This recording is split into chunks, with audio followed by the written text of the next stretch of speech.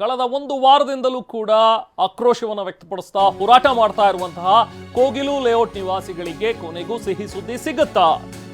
ನೆಲಸಮವಾಗಿರುವ 180 ಮನೆಗಳ ಸರ್ವೆ ಕಾರ್ಯ ನಡೀತಾ ಇದೆ ಈಗ ಸದ್ಯಕ್ಕೆ. ರಾಜೀವ್ ಗಾಂಧಿ ವಸತಿ ನಿಗಮದ ಅಧಿಕಾರಿಗಳು ಸ್ಥಳಕ್ಕೆ ಬಂದಿದ್ದಾರೆ, ಸರ್ವೆ ಕಾರ್ಯ ಮಾಡ್ತಾ ಇದ್ದಾರೆ. ಅಲ್ಲಿ ನಿವಾಸಿಗಳನ್ನ ನಿಲ್ಲಿಸಿ ಫೋಟೋ ತೆಗೆಸಿಕೊಳ್ತಾ ಇದ್ದಾರೆ. ಇದೆಲ್ಲವನ್ನೂ ತಗೊಂಡು ವರದಿ ಸಿದ್ಧಪಡಿಸ್ತಾರೆ. ಅದಾದ ನಂತರ ಬಹುಶಃ ಇವರಿಗೆ ಗುಡ್ ನ್ಯೂಸ್ ಸಿಗುತ್ತಾ ಅನ್ನುವಂಥದ್ದು ಪ್ರಶ್ನೆ.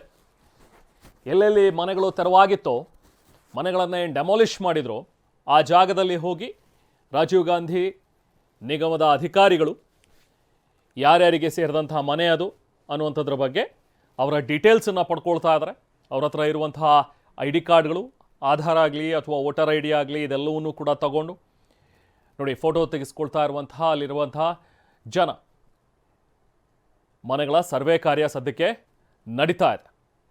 ಅನಧಿಕೃತವಾಗಿ ಒತ್ತುವರಿ ಮಾಡಿಕೊಂಡಿದ್ದಾರೆ ಅನ್ನುವಂಥದ್ದನ್ನು ಹೇಳಿ ಕಳೆದ ವಾರವಷ್ಟೇ ಕೋಗಿಲು ಕ್ರಾಸ್ನಲ್ಲಿ ಈ ಒಂದು ಕಾಲೋನಿ ಏನಿದೆ, ಫಕೀರ್ ಕಾಲೋನಿ, ಅಲ್ಲಿ ಮನೆಗಳನ್ನು ಡೆಮಾಲಿಷ್ ಮಾಡಿದರು.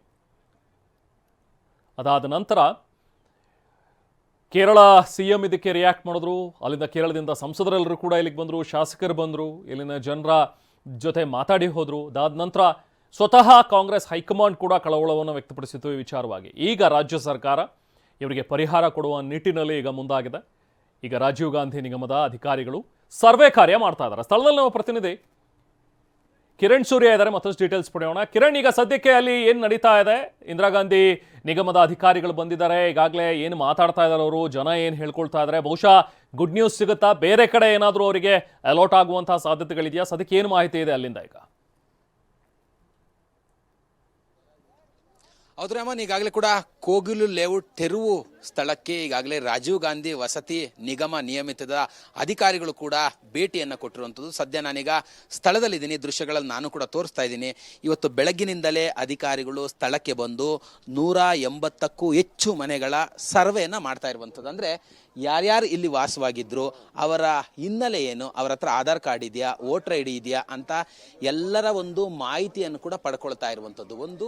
ಎರಡನೇದಾಗಿ ಎಲ್ಲೆಲ್ಲಿ ಮನೆಗಳು ಡೆಮಾಲಿಷನ್ ಆಗಿತ್ತೋ ಆ ಜಾಗದಲ್ಲಿ ಅವರ ದಾಖಲೆಗಳನ್ನು ತೆಗೆದುಕೊಂಡು ಪರಿಶೀಲನೆ ಮಾಡ್ತಿದ್ದಾರೆ. ಅಂದರೆ ಅವರು ಇಲ್ಲಿಯವರೇನಾ, ಬೇರೆ ರಾಜ್ಯದವರ, ಕನ್ನಡದವರ, ಈ ಎಲ್ಲ ಆಯಾಮಗಳಲ್ಲೂ ಕೂಡ ಮಾಹಿತಿಯನ್ನ ಕಲೆ ಹಾಕ್ತಿರುವಂಥದ್ದು ಒಂದು. ಮತ್ತೆ ಸ್ಲೇಟನ್ನು ಕೊಟ್ಟು ಯಾರ್ಯಾರ ಮಾಹಿತಿಯನ್ನ ಈಗಾಗಲೇ ಕಲೆ ಹಾಕಿದ್ರು ಅವರ ಮನೆಯ, ಅಂದ್ರೆ ಏನು ಡೆಮಾಲಿಷನ್ ಆಗಿರುವಂತಹ ಮನೆ ಇದೆ, ಆ ಮನೆಯ ಮುಂಭಾಗದಲ್ಲಿ ನಿಲ್ಲಿಸಲಿ ಸ್ಲೇಟನ್ನ ಕೊಟ್ಟು ಆ ಮನೆಯ ನಂಬರ್ನ ಹಾಕಿ, ಅಂದ್ರೆ 20, 30, 40, 50 ಪ್ರತಿಯೊಂದು ಮನೆಯ ಮುಂಭಾಗದಲ್ಲೂ ಕೂಡ ಅವರ ಮನೆಯ ಮಾಹಿತಿಯನ್ನ ಕೊಟ್ಟು ಅವರಿಂದ ಮಾಹಿತಿಯನ್ನ ಪಡ್ಕೊಳ್ತಿದ್ದಾರೆ.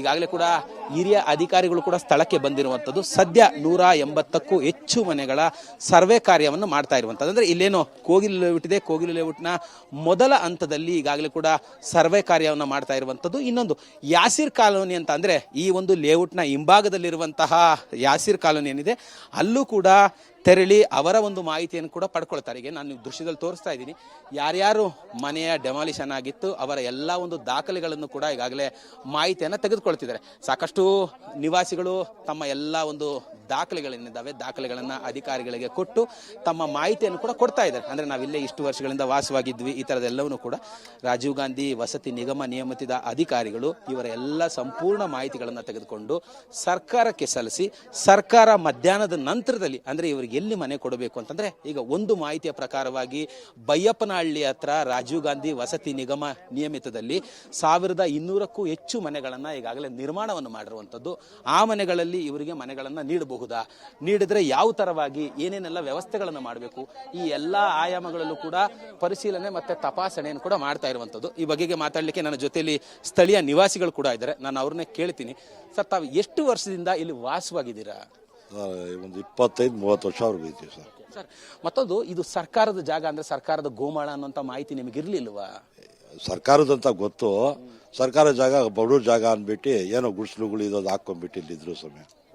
ಅಂದ್ರೆ ನಿಮಗೆ 2 ಎಕರೆ ಜಾಗವನ್ನು ಕೊಡ್ತೀವಿ, ಇಲ್ಲಿಂದ ಸ್ಥಳಾಂತರವಾಗಬೇಕು ಅಂತ ಮಾಹಿತಿಯನ್ನ ಕೊಟ್ಟಿದ್ರು ಅಂತ ಜಿಲ್ಲಾಡಳಿತ ಹೇಳ್ತಾ ಇರುವಂತ, ನಿಮ್ಗೆ 2 ಎಕರೆ ಎಲ್ಲಿ ಕೊಡ್ತೀವಿ ಅಂದಿದ್ರು? ಇನ್ನ ಅದು ಹೇಳಿಲ್ಲ ಎಲ್ಲಂತ. ಇವತ್ತು ಮಧ್ಯಾಹ್ನ ಹೇಳ್ತೀವಿ ಸಿಹಿ ಸುದ್ದಿ ಅಂತ ಹೇಳೋರೆ. ಜಮೀರ್ ಅಹಮದ್ ಖಾನ್ ಅವರು ಹೇಳಿದಾರ. ಅಂದ್ರೆ ತಾವೆಲ್ಲ ಎಷ್ಟು ವರ್ಷಗಳಿಂದ ಇಲ್ಲಿ ವಾಸವಾಗಿದ್ರೆ ಮತ್ತೆ ಯಾವ್ಯಾವ ರಾಜ್ಯದವರು ಇದ್ದಾರೆ, ಇಲ್ಲ ಅಂದ್ರೆ ಬೇರೆ ಬೇರೆ ರಾಜ್ಯದವರೆಲ್ಲ ಕೂಡ ಇಲ್ಲಿ ಬಂದು ನೆಲೆಸಿದ್ದಾರೆ ಈ ಜಾಗದಲ್ಲಿ ಅನ್ನುವಂಥದ್ದು? ಇಲ್ಲ ಸ್ವಾಮಿ, ಇಲ್ಲಿರೋರೇ ಎಲ್ಲರೂ. ಎಲ್ಲ ರೇಷನ್ ಕಾರ್ಡ್ ಇದೆ, ಆಧಾರ್ ಕಾರ್ಡ್ ಇದೆ, ID ಕಾರ್ಡ್ ಇದೆ. 5 ವರ್ಷದಿಂದ ಕಾಂಗ್ರೆಸ್ಗಿಂತ ವೋಟ್ ಹಾಕ್ತಾ ಇದೀವಿ. ನಾವು ಕೃಷ್ಣಬೈರೇಗೌಡ ಅವ್ರಿಗೇನೆ ನಾವು ಗೆಲ್ಲಿಸ್ತಾ ಇದ್ದೀವಿ. ಇವಾಗ ಅವರೆಲ್ಲ ದೊಡ್ಡವ್ರು ಮಾಡಿಬಿಟ್ಟು ಒಳ್ಳೆ ಮನಸ್ಸು ಮಾಡಿಬಿಟ್ಟು ಇವಾಗ ಬಡವರಿಗೆ ಒಂದು ಅನುಕೂಲ ಆಗಲಿ ಅಂದ್ಬಿಟ್ಟು ಒಂದು ಮನೇನ ನಾವು ಕಟ್ಕೊಡ್ತೀವಿ ಅಂತ ಹೇಳಿದ್ದಾರೆ. ಇನ್ನು ಜಾಗ ತಲಾ ಯಾವ್ದಂತ ಹೇಳಿಲ್ಲ.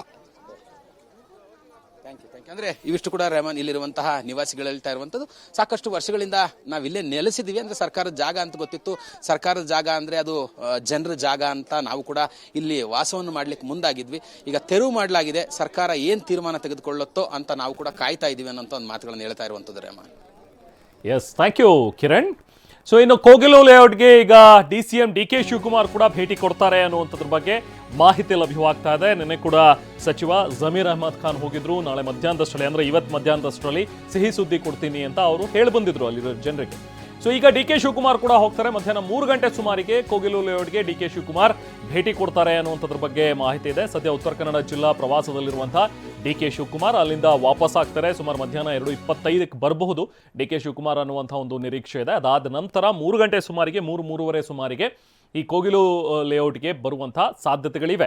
ಮೇ ಬಿ ನೆನ್ನೆ ಹೇಳಿದಂಥ ರೀತಿಯಲ್ಲಿ ಇವತ್ತು ಮಧ್ಯಾಹ್ನದಷ್ಟರಲ್ಲಿ ಒಂದು ಗುಡ್ ನ್ಯೂಸ್ ಸಿಗುತ್ತೆ ಅಂತ ಏನು ಹೇಳ್ತಾ ಇದಾರಲ್ಲ, ಸೊ ಆ ಗುಡ್ ನ್ಯೂಸನ್ನು DK ಶಿವಕುಮಾರ್ ಅವ್ರು ಬಂದು ಕೊಡ್ತಾರಾ ಅನ್ನುವಂಥದ್ದನ್ನು ಈಗ ಅಲ್ಲಿನ ಜನ ಕೂಡ ಕಾಯ್ತಾ ಇದ್ದಾರೆ. ಅದಕ್ಕಿಂತ ಮುಂಚೆನೆ ಈಗ ಇಂದಿರಾ ಗಾಂಧಿ ವಸತಿ ಯೋಜನೆಯ ಅಧಿಕಾರಿಗಳೆಲ್ಲರೂ ಕೂಡ ಸ್ಥಳಕ್ಕೆ ಹೋಗಿ ಅಲ್ಲಿ ಒಂದು ಸರ್ವೆ ಕಾರ್ಯವನ್ನು ಮಾಡ್ತಾ ಇದ್ದಾರೆ. ಯಾರ್ಯಾರಿಗೆ ಸೇರಿದ್ದ ಜಾಗ ಅದು, ಅಥವಾ ಜಾಗ ಅಂದರೆ ಯಾರ್ಯಾರು ಎಲ್ಲೆಲ್ಲಿ ಯಾವ್ಯಾವ ಜಾಗದಲ್ಲಿ ಮನೆ ಕಟ್ಕೊಂಡಿದ್ರು ಅನ್ನುವಂಥದ್ರ ಬಗ್ಗೆ, ಎಷ್ಟು ಜನ ಇದ್ದಾರೆ, ಅವ್ರು ಎಲ್ಲಿ, ಅವರು ಎಷ್ಟು ವರ್ಷದಿಂದ ಇಲ್ಲಿ ಇದ್ದಾರೆ ಅನ್ನುವಂಥದ್ದೆಲ್ಲದ್ರ ಬಗ್ಗೆನೂ ಕೂಡ ಮಾಹಿತಿಯನ್ನು ಕಲೆ ಹಾಕ್ತಾ ಅವರ ಆಧಾರ್ ಕಾರ್ಡು, ವೋಟರ್ ID ಎಲ್ಲವನ್ನೂ ಕೂಡ ಪರಿಶೀಲನೆ ಮಾಡಿ ಅವ್ರಿಗೊಂದು ನಂಬರನ್ನು ಕೊಟ್ಟು, ಟೋಕನ್ ನಂಬರನ್ನು ಕೊಟ್ಟು ಅವ್ರ ಹತ್ರ ಫೋಟೋ ತೆಗೆದು ಹೋಗ್ತಾ ಇದ್ದಾರೆ. ಈಗ ಸದ್ಯಕ್ಕೆ ವಸತಿ ನಿಗಮದ ಅಧಿಕಾರಿಗಳು ಇಷ್ಟು ಕೆಲಸವನ್ನು ಮಾಡ್ತಾ ಇದ್ದಾರೆ. ಯಾಕೆ ಅಂದರೆ ಅದಾದ ನಂತರ ಇದನ್ನು ಪರಿಶೀಲನೆ ಮಾಡಿ ಇವರೆಲ್ಲರಿಗೂ ಕೂಡ ಬೇರೆ ಕಡೆಗೆ ಎಲ್ಲಾದರೂ ಒಂದು ಕಡೆ ವಸತಿಯನ್ನು ಕೊಡೋ ಒಂದು ನಿಟ್ಟಿನಲ್ಲಿ ಈಗ ನಮ್ಮ ಪ್ರತಿನಿಧಿ ಕಿರಣ್ ಸೂರ್ಯ ಕೂಡ ಹೇಳ್ತಾ ಇದ್ದ ಹಾಗೆ ಒಂದು ಬೈಯಪ್ಪನಹಳ್ಳಿಯಲ್ಲಿ ಒಂದು ಕಡೆ ಇದೆ. ಈಗಾಗಲೇ ಈ ರಾಜೀವ್ ಗಾಂಧಿ ವಸತಿ ನಿಗಮದ ಅಡಿಯಲ್ಲಿ ತಯಾರಾಗಿರುವಂತಹ ಒಂದಷ್ಟು ಮನೆಗಳು, ಸೊ 1000ಕ್ಕಿಂತ ಹೆಚ್ಚು ಮನೆಗಳಿವೆ. ಅಲ್ಲೇನಾದರೂ ಇವರಿಗೆ ಅಲಾಟ್ ಮಾಡ್ಬೋದು ಅಥವಾ ಬೇರೆ ಇನ್ನೆಲ್ಲಾದರೂ ಕೊಡಬೇಕಾಗತ್ತಾ ಅನ್ನುವಂಥದ್ರ ಬಗ್ಗೆನೂ ಕೂಡ